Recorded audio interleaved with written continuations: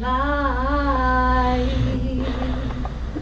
was so proudly real at the twilight's last gleam, whose broad stripes and bright stars through the perilous fight on the raft. And I did many things in the community of Dover, including the founding of the Hispanic-American Federal Credit Union, which now was merged with the Morristown Federal Credit Union. In 1989, I vividly recall Esperanza, John Sanchez, and Daniel Haras, I believe the former president of the statewide Chamber of Commerce, came to Dover to visit me about the formation of this chamber. I heard what they had to say, and I did like it. And I said, I will support the idea of the formation of the Chamber of Commerce. Thank you very much. That was very inspiring. Right now, I'd like Father Hernan Arias to come up and give us the blessing. He's a pastor for Morristown, St. Margaret of Scotland Church.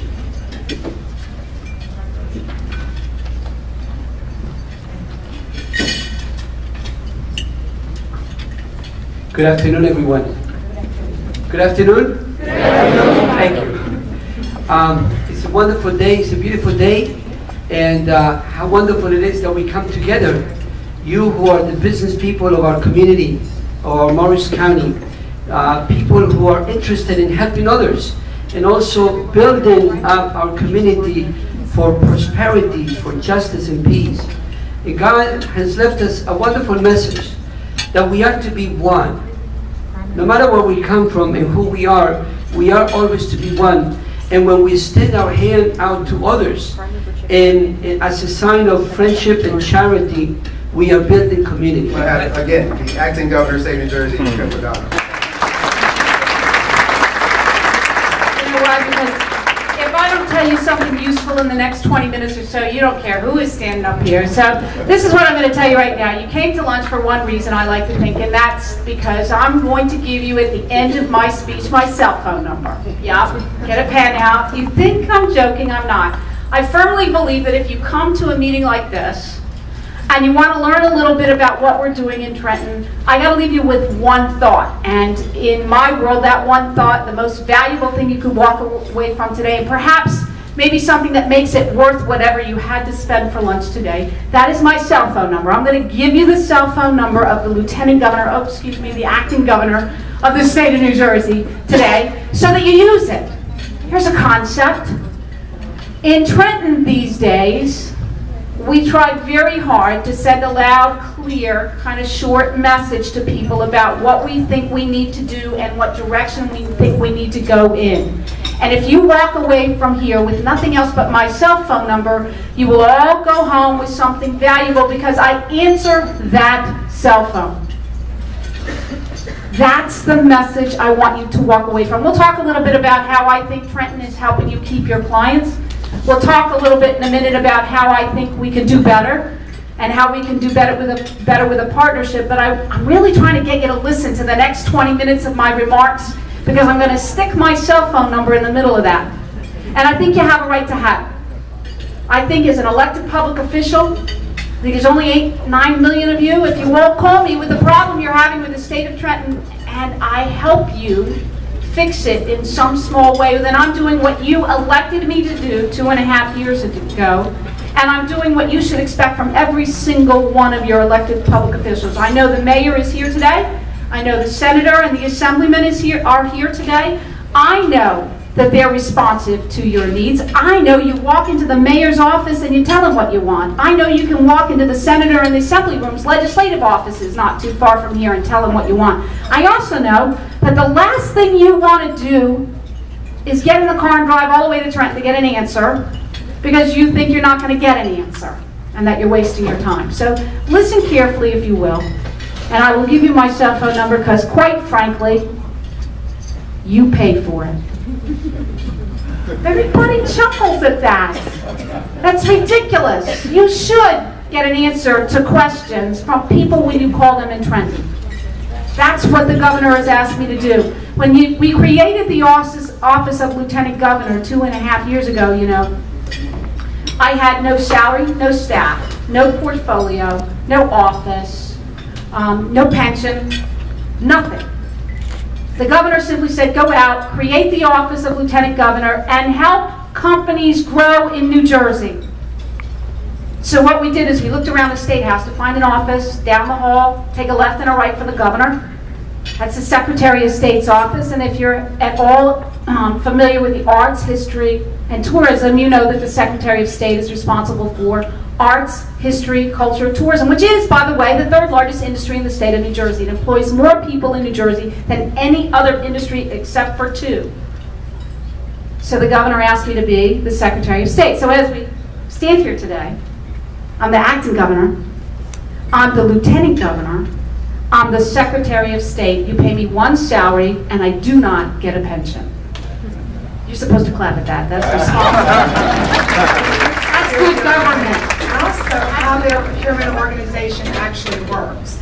And I have to tell you, this isn't always a simple task. In Johnson & Johnson, we're very decentralized. We have 250 operating companies, and at least 100 of those in the U.S. I have to tell you, they all run very differently. So when I say to do your homework there, that may mean extra homework to be able to really understand each of these companies. You also want to understand how key introductions actually happen. You want to know who's who, how do you get to who's who, and you actually want to create what I call an influence roster. And that influence roster is something, as a business owner, you would want to have with you all the time. You want to make sure you keep those things in your sight at all times. The third item is, in your first introduction, get to know the person. Now, most people would say, oh, but they don't have time for that. But I would say, at business owners, when you meet someone for the first time, do you immediately start talking about what your business does, or do you take a minute to actually have a conversation to try to get to know the person? People do business with people they like. So never underestimate the power of that introduction. Moving on to process. This means preparation, and there are a few tips I have here for that. So the fourth tip is to, when you go into an organization, know the history of contacts that have already been made with the company. The results of that, what worked, what didn't, and most importantly, be ready to articulate changes that have been made in your business since that last point of contact. I can't tell you how many times I've had, and other colleagues, have had potential suppliers come in who may have been trying for years to get with Johnson & Johnson. But when you ask them about the history, it's usually salespeople. So thank you, Esperanza, and to everyone at the Morris County Hispanic-American Chamber of Commerce for such a great honor. I thank my team, my wonderful wife, who has put up with this thick-headed Ecuatoriano for 23 years now, and all my dear friends. I received this email from the Chamber for nominations, and I said to myself, do I meet the criteria? You know, have I served my community? And really, do I deserve it? I sat back, probably for about a nanosecond, and I said, heck yeah, absolutely. Anyone who can survive in the business world, in the state of New Jersey, in Morris County, 2009, 10, and 11, deserves it. But I will say this, I do not deserve this any more than each one of you. Leaders, entrepreneurs, people working in small business enterprises, you deserve this just as much as I do. We're survivors. These have been tough economic times, and we haven't seen something like this probably since the Great Depression. It's tough. We're survivors. We march forward. I'll share some simple but some key points that helped our company continue and stay afloat during these tough times. Successful, so we appreciate that. So Wyndham Worldwide is the largest, most diverse hotel company with over 7,000 hotels, and it ranges from the most upscale to economy. So we're pleased to present this award to you, Jose. Come on up here. I'm working with Jose. Thank you for your support for the Chamber. Without you, we couldn't make it through. Thank you.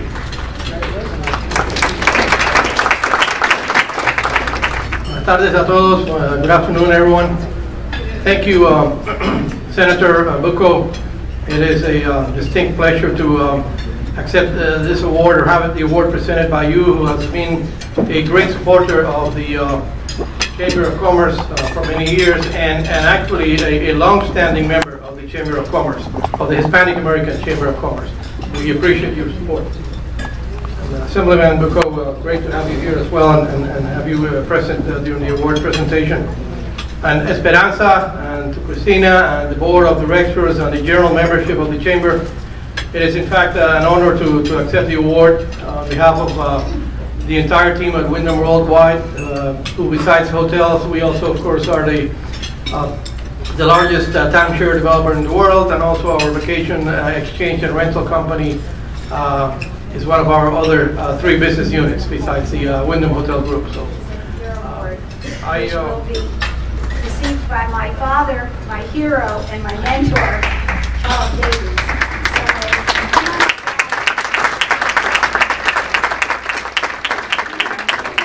Celebrating over 30 years of business on the real estate, insurance, and securities area. They have over 5,000 graduates a year and are the largest privately owned school in New Jersey for many years running. So congratulations. I love you, and I'm very proud of you, and thank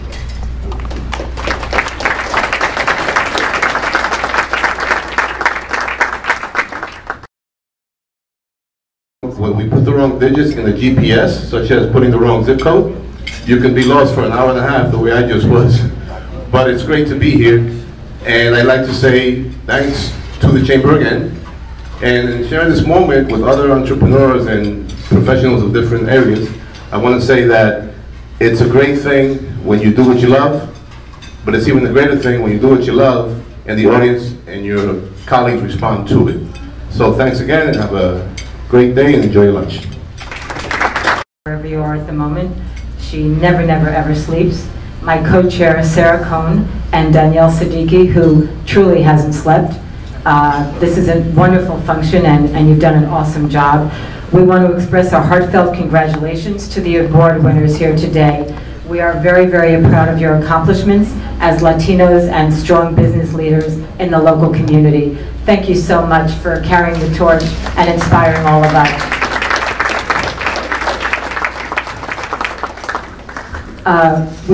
I don't remember if I expressed my thanks to Aetna for being the primary sponsor of the event today, and in addition all the program advertisers. We are very grateful for your support. And we do want to remind everyone to vote for the Chamber in the Aetna Voices of Health contest. As one of the winners, we hope to receive a $30,000 donation. So you can just Google Aetna Voices of Health, and you can find the instructions how to vote for us in the contest. And lastly, I want to encourage everyone to join us at the next exciting Chamber event. It's the last week of October, and it's the annual Diversity Forum of Health. It's a great symposium, very informative and really fun. And we'll be very happy to close the event with our fabulous mariachis. Have a safe trip home. Thank you. Mariachi Mendoza.